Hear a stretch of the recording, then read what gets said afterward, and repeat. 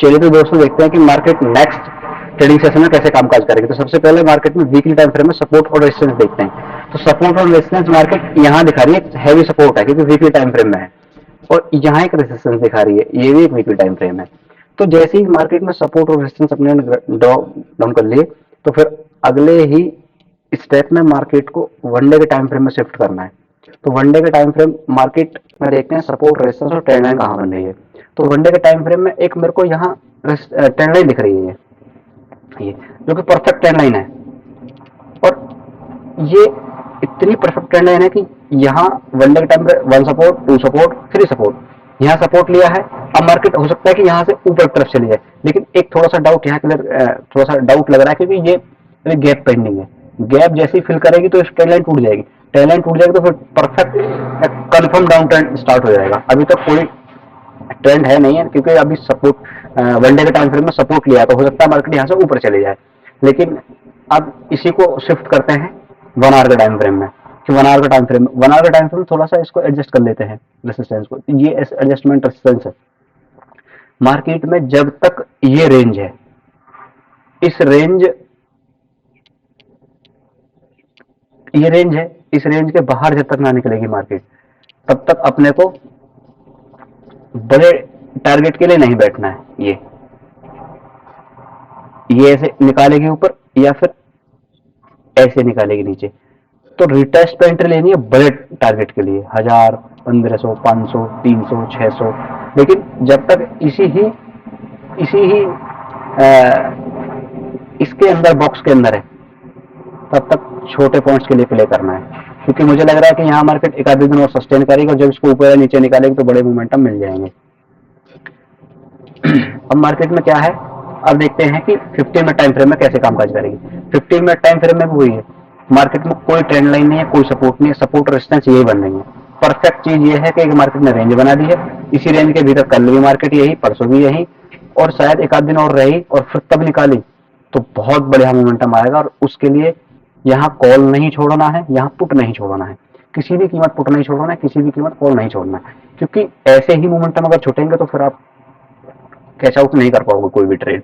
अब मार्केट में मैं अगर अपने पॉइंट ऑफ व्यू से ये देखता हूँ कि मार्केट अगर मान लो फ्लैट ओपन हुई, फ्लैट ओपन होने के बाद में इसको निकालेगी, तो मैं बुलिश बैठूंगा, नो डाउट, बिल्कुल। और अगर थोड़ा सा और घंटा, एक डेढ़ घंटा यहाँ सस्टेन कर दिया और फिर प्राइसन बनाते हुए ऊपर की तरफ ब्रेकआउट दिया, तो मार्केट कम से कम यहाँ तक आ जाएगी।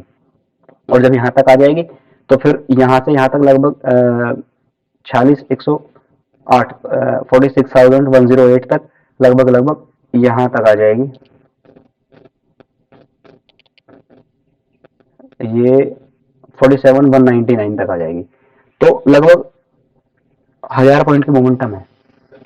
1000 पॉइंट की मोमेंटम को इतने अच्छे तरीके से देखना है, ये ही नहीं छोड़ना है।